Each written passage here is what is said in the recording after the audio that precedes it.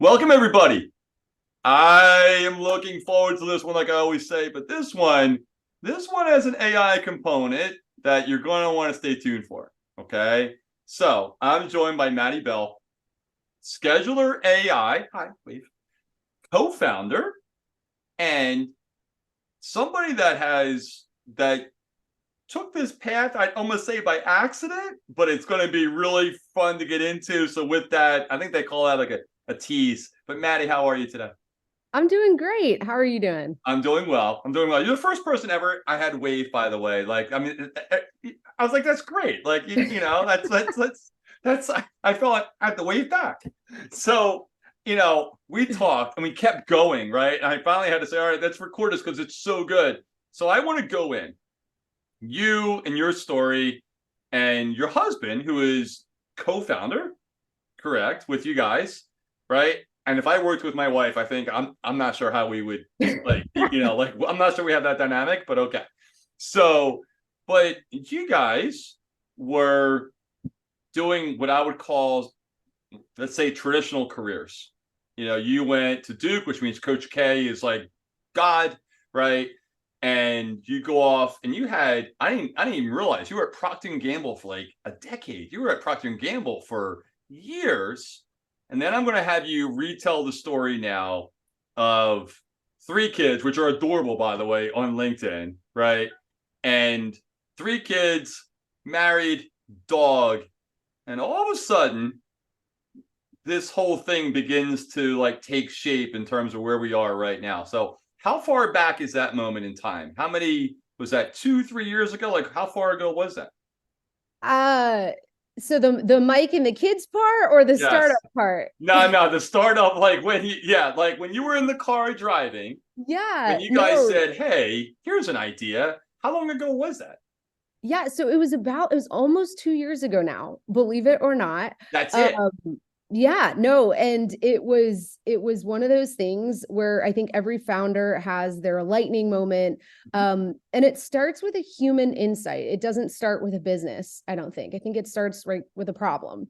Yeah. And so our particular problem was, again, as you mentioned, we had two big careers, we had three kids, we had a dog, we were driving home from church, and I looked at my husband and I said, this is insane. Like, by the time we find time to do literally anything, it's a nightmare getting together with people, whether that's for a work meeting or an appointment, or God forbid we ever see our friends ever again. Finding time was, it took too much time for us. And so I looked at him and I said, you should just be able to add the people that you want to meet with to a chat, describe what you want to schedule, and something somewhere should just coordinate it between everybody and say, okay, this is when you're all free. And I've added it to your calendar and you guys are good to go. And I have about 1,000 ideas a day. So I just kept going. But my husband, he was the vice president of data engineering and machine learning at Nielsen. So he'd been a builder almost his entire life. And the days went by and he just couldn't put it down. So one day he came up to me at the breakfast table, very warm cup of coffee. So I knew he wanted something. He brings the coffee. Yeah, Hey, he handed it to me. I made you this cup of yeah, coffee. there's something. No, right? What Yeah, you what do do that you about three want? times a year, so right? Like, And he said, he was like, I know that I can go build this. Like, I know I can bring this to life. I see the problem everywhere, and I want to go do that. So we made a deal. It was COVID, and I said, okay, here's the deal. We'll apply to an accelerator. We've never done that before. And if they accept you, you can quit your job and go build this. And if they don't, we'll just keep on keeping on. So instead of, watching a show at night, we pulled together a pitch deck using YouTube tutorials and applied to an accelerator, and we got it. And he quit his job the next day. We thought that building an AI scheduling assistant would take no time at all. Now, this was pre-GPT, yeah, pre-AI. yeah. Turns out it takes a really long time. And so he spent about a year and a half. We raised venture funds. He built it, And it wasn't until about 6 months ago that we actually started bringing it to customers and bringing it to market. But it did receive a full US patent in January. Amazing. And it's starting to deliver cool results for great people. It's amazing. And I find there's so many things that I love there. I can picture being in that car driving home from church. I was the same way. I'm like, what do we have next weekend? Oh, soccer game, Yeah. tournament. Okay, got it. So we're free in June. Okay, great. I mean, okay, so 4 months from now we're free. Awesome. Book that in. Like, I mean, I completely get it. But there's also an element there of, you kind of laugh and you kind of downplay it. I get it. But a risk, like a gutsy risk that you took and said, yeah. And I'm picturing the YouTube videos of the tutorial for this pitch deck and stuff. But there's got to be a time when you hit that button and say, okay, I'm giving my 2 weeks notice. Like, all right, hang on a second. Like one last time, are we good? Like, are we doing this? Like, we sure? I mean, that takes a lot of courage. I don't care who you are. That takes a lot of courage to do, right? I mean, more than I probably had. So I will definitely say, I think pursuing something like this was always on Mike's heart. I love, so I started at P&G right out of college. I did stay there for over a decade. I ran tons of different businesses, got the privilege of working on billion-dollar brands that are everywhere, Head and Shoulders, Pampers, CoverGirl, all these different brands. And so my love has always been for a big idea, one that inspires people, one that enables people. And so for us, yeah, it was definitely a risk, but I also think life happened in just such a way. We're very faith-filled people. Mm. And it almost just became something that was the logical next step. And for me, I really think it was when we realized that in order to become a business, we needed to become a business. And we were either going to hire someone to work closely with Mike on this idea that we had, this problem that we'd really fallen in love with solving, or I had the opportunity to go work with my best friend on solving that problem and bringing all the things that I do to that solution. And I think, a lot of people ask, so do you just pull the ripcord and quit your job? No, you don't do that. I think the cool thing is that the years that we spent building and developing our careers, the time, the effort, the training is what allowed us to be able to, in this moment in time, take a controlled risk. And I don't think, I think that was the sum of many, many parts, many parts from a family standpoint, many parts from a career standpoint, to where we had that opportunity. So I feel very blessed and very privileged, but we take it very seriously as well. So yeah, it definitely was crazy, bit crazy. It took a lot of prayer, but it also took a lot of prep. And I think we were in a position in life where we were able to take a chance and make a bet. Amazing. And I love the fact where you said, hey, I'm going to work with my best friend and just do this, right? And now he quit, or he resigned and he went at it, and you raised funds, you raised capital, you've done it, and now all of a sudden you're into it, and now you guys are together. And I'm sure that first day you're like, okay, it's me and you. This is it, right? Like, congrats, here we are. So talk me through that, right? So now you're in this together. How long from that point until you're into, to really go into market? Like, how long did this really take until you kind of get this thing to the point where you can show somebody outside the household? Well, you always go into it with that founder enthusiasm, and then you're hit with the real world real quick. And so I do, anyone that talks about grit and tenacity and just drive, they're right. Because at the end of the day, you go into it like, man, the sky's the limit. And then you realize, like, doing this is so hard. So first, we had the unique and wonderful opportunity to bring on Mike's second in command at Nielsen. Her name is Wynn. She is an absolute brilliant machine learning expert with decades of experience.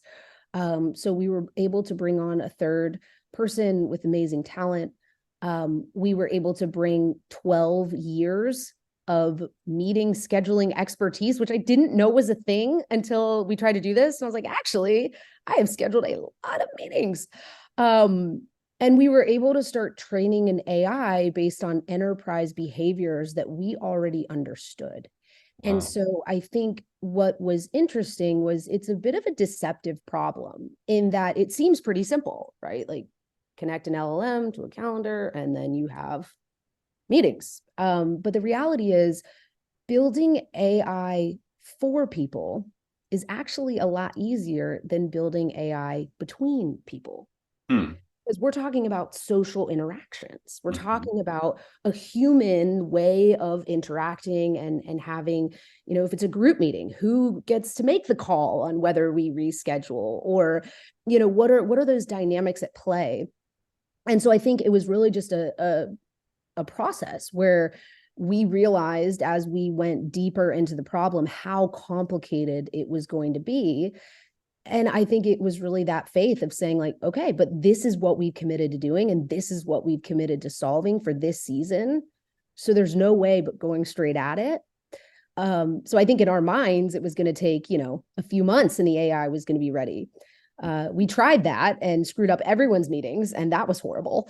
And Were you to market yet? I would call it an early beta, right? Okay. Really, so we had some pieces to tweak. Okay, got it. Yeah, and we, when it got confused, and then everyone was confused, and it was very public, very people. But the cool thing about it, and what I think makes startups unique, is again that ability to go in there and say, I'm going to wade through the mire to get to the other side. And I think when founders talk about those early users that believed in you before you were anything, it's because those people saw the problem for what it was, agreed a new and better solution was needed, and said, I'm going to try. And to be honest, that trial, there were moments where it didn't pay out until it did. And so to me, that has been, yes, it took, again, over a year for this AI to be what I would call consumer grade, probably more like a year and a half. But the cool thing is now that it is consumer grade and now that it is delivering real revenue results for entire organizations, one, it's phenomenally cool to watch. And two, it's because of those people and their belief. Especially with AI. And the way I like to explain it to people is, imagine you just bought at the very beginning, a really expensive puppy that is one day going to be an amazing guard dog. But at the very beginning, it's literally peeing on the carpet. And you have to be like, no, that's not what we do. We don't do that. But over time, it learns all of these tricks. And suddenly you're like, oh my gosh, like now we have Rin Tin Tin. So that was really the experience. And it was really cool to start to see it do its tricks. And the cool thing about AI is it does take a lot of time, but once you've trained it in that way, it scales, and it's really cool to watch. That's cool, right? So let's just kind of break this down a little bit in terms of, though, using AI now for your business, like not the tool, which the more I read your post and the more I talk to you on, the more I'm really intrigued by your tool. I know we had to reschedule this once and you had this great comment. I wish I saved it. I'm going to have to. Well, Dave, we could have rescheduled this, right? It would have been already done. I was like, man, you know what? I deserve that. Good for you, by the way. That was great. I got a laugh out of that. But using AI now in terms of your business, now, what started that I mean, obviously you were doing it. Your husband is, you guys have that core foundation of, obviously it's part of your tech, it's part of your project or your product, I should say. But how did it morph into like you doing it in your business? Like, how did you kind of make the you know, like, hey, I can use it for this, and oh wait, I can use I it for think that that. if you And if look at I any teach social it, media channel, you it's know, the same this, I can get it situation. there. You know, like how did What that is occur? interesting in what you You mentioned know, I is really think the importance of necessity is the brands mother of invention, strategically as they selecting their say. And I influencers and think influencers the amazing really and incredible vetting thing about who they AI choose to work with. is that truly So you can do the work of 20 there people with are one. people that I can think of where And I'm like, wow, you can you operate have like a as a lot of much sponsored posts, larger like a lot. entity, And before, their organization, content was really centered individual around media contributor, whatever you informational want it to stuff. be. You can Now it's more of that 10x influencer your output space. with these Um, tools. And when you're in and the they are case of a probably startup, making a significant amount of income from that. everything like that And that so allows you to on operate that on the sense, next I playing applaud field them that you're that trying they to have get to created a before you're brand that there is isn't just a nice to have. At that respected point, by it these is brands and the a brands are willing necessity. to And I pay and what remember have you. as It part of is a this very startup delicate journey, balance as a we creator to committed determine to learning as what much brands as we you could want to align from yourself everyone with who's done this before and and everyone that's which in the ones might space that not we're in. necessarily be the right And fit for so we you and or your 100% have a audience, coach, and or if and the we got product or an service is email actually and it terrible that said, you don't want your name attached to that. FYI, the way you should be thinking about this AI is as if we just hired you 3 new direct reports. The way you need to think about using AI, it's a fundamental different way of problem solving. So you're used to, here's my problem. Okay, there's probably 4 different ways I could solve it. Mm-hmm. It's almost like you're pushing yourself to retrain your mind to say, I have a problem.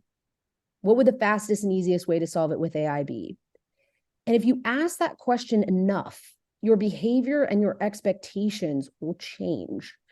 And I really think it creates an operating principle where your bias is, I should be able to do this. Connect the right A's to B's, and like, I should be able to do this without much effort. And what that turns into is a workflow where you may spend a day setting up a workflow or a process using these AI tools. But then after that, you've created a machine that, again, now works for you on command when you need it. And so I think for us, we were a small startup trying to operate on the next playing field, and we needed the automations and the resources because we couldn't afford the actual humans. But I thought what came out of that was a really interesting mindset of how you should think about your expectations of these types of tools. Yeah, I'll tell you what. I hope I may have to. I always listen to things back, and I always take about 3 clips. I put on YouTube, and we have the long content and stuff. That's the one, right? Every episode I say it, and I go, there it is. That's the one right there of your 3 direct reports. So that's just. I'm going to ask you for an example because I'm trying to get my mind around this. Give me an example of how you use AI in your business right now that someone could relate to on who's who's a director of sales, who is an individual contributor, whatever it may be. So you see a lot of different examples of how to use AI, and they actually come a little bit from what we call like the AI arc that's happening. So the first thing that you saw was AI was able to basically remix the world's content and create content back to you. And that was the genesis, right? And so, of course, one of the first places that you saw take over everything was creating content. So if you're a sales director, right, that's creating outbound or inbound content. Mm-hmm. One very tangible example of that is if you know the title of any of your competitors' blog posts, you can essentially recreate their content strategy just by using the right AI tools. Just because, again, you say, I want to write an article about this. I don't want to copy it directly. I want to use insights from this expert, and you can create content at scale extremely quickly. One LinkedIn influencer who I love, Matt, he said, content is essentially a commodity at this point. So that is, call it wave 1. Like, yes, you can create content. Got it. Wave 2 was integrations. So what you saw next was, okay, how do we plug in these LLMs to the UIs that you're used to using today? So now LinkedIn has AI and, all these other platforms. And so now that AI comes to life within those ecosystems. So you can 100% do things like, we talked about amplifying our lead data and our qualification, right? By actually pulling in the data of each company and having GPT say, is this truly a B2B SaaS company? What customer do they most likely serve? So you can integrate into your platforms and workflows like that. The third phase of AI, which is the one that most startups are now turning towards, is this idea of now AI agents. So trained agents that are tasked with performing specific workflows on behalf of teams. So they do the stuff you don't want to do for you. But they need to be trained very specifically to do it right every single time so that you can focus on the more human side of the business. So that example, again, so now you've created content, you've qualified your leads, take that a step further. That's where we come in with AI appointment setting. So now this AI agent is able to engage your leads in 15 seconds or less using a trigger. Maybe they downloaded a Beacon lead magnet or they requested a quote. They're able to have a conversation and they're able to book them into a meeting with the right rep based on how they qualified through that conversation. And then once that conversation's happened and that meeting's gotten booked, then the AI is able to maintain that meeting, send reminders. If the person needs to reschedule, handle that. Also that the salesperson, instead of managing their calendar all day long, focuses on the sale. So again, you've moved from content to integration to agent with a specific task that enables the humans to do the higher order stuff. That's really what we're seeing happening now. I want to ask you a loaded question, but what's the next phase after that? Or do we know yet? Ooh, now there's many speculations of obviously people are like, well, I'll have cyborgs and they'll do our. I'm not worried about that. What I would say the next one that most people are talking about is multi-agent interactions. So, okay, so we're training these different agents on very specific curated workflows. How do they now pass the ball back and forth? Right. So it's like, okay, I booked them into the meeting. I made sure the meeting sticked. You do this part now. And that's where it gets really interesting because all of those different platforms that control who does what when, like CRMs and things like that, now have a very interesting and unique future role to play. And you play that out and you say, like, there could be seller agents, there could be buyer agents. So I think the next phase will really be a multi-agent platform with very specific workflows. I do think all of those workflows will be controlled. And I do think that humans will continue to maintain, very much so, the most important parts of the business, and that these AI tools should be seen as just that, tools that enable and empower. Look, I still have to get my mind around a little bit of what you said, quite honestly, right? In terms of, and maybe I'm like most. I've played with it. I'm like, that's cool. Like I was playing with it, and my wife's a 5th grade teacher, and I said, hey, you know that letter you have to write every year to introduce the parents to who you are?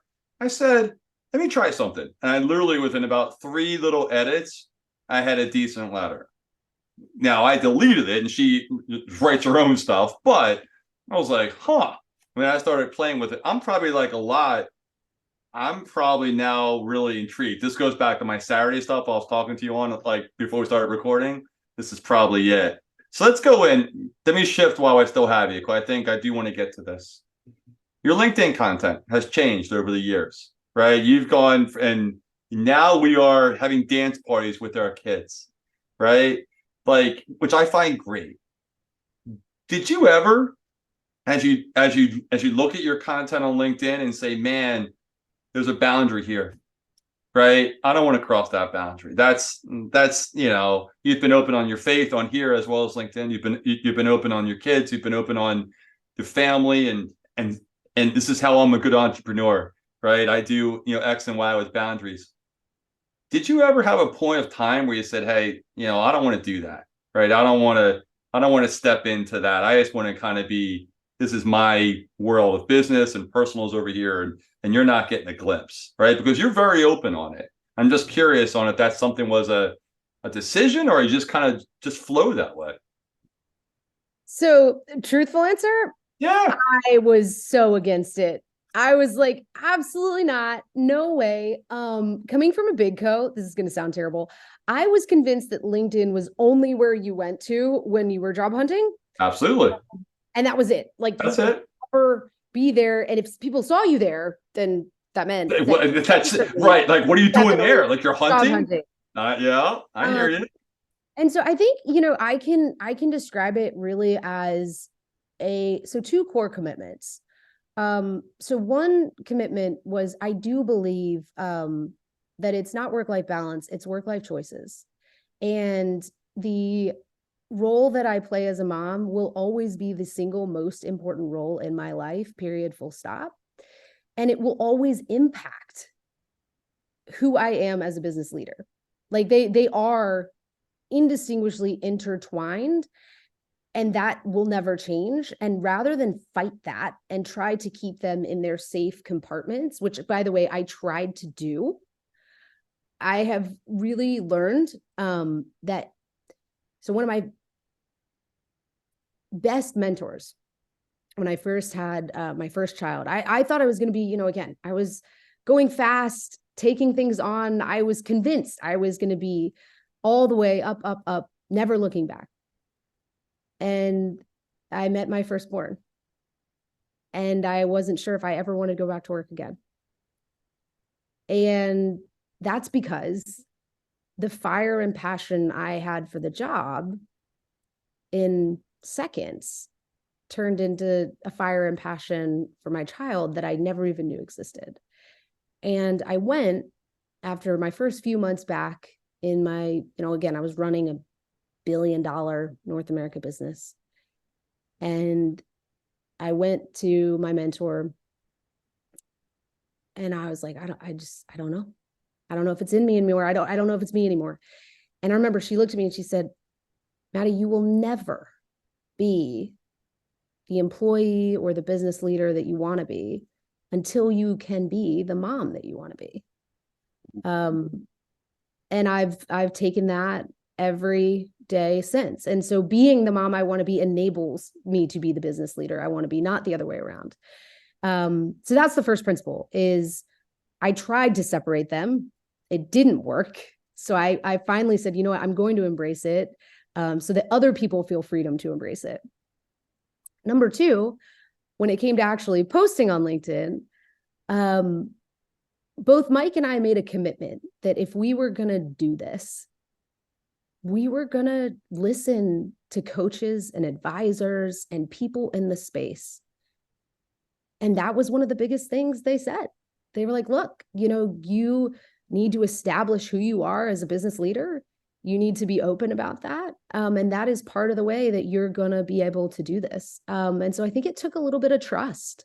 I definitely think, for what it's worth, before I post anything, I am convinced I should delete it and throw it away immediately. Like, I'm like, who would ever, like, why? But it's, and you do, like, from the coaches and trainers that talk about it, what you write should evolve over time because you should be getting better and better and more clear about what you're trying to do each step of the way. And I think for me, it was when a coach said, look, just try. And this is a funny story. Literally, the week that my coach convinced me to do it, the goal was post average content. Not good content, because every time I'd write it, I'd be like, this isn't good. It was like, no, I don't even care. I just want you to commit to posting average content every day and see where it goes. Yep. So I think that would be my encouragement to folks is it's okay. You can post average content. It will make you better. And in theory, a lot of these people that have built businesses and gone before you, they're doing it for a reason. So yeah, it's not a great answer, but basically it is who I am, and I'm trusting my coaches. Don't say that at all. Not like, seriously, no. I asked that same question to a lot of people because I think everybody has their own answer.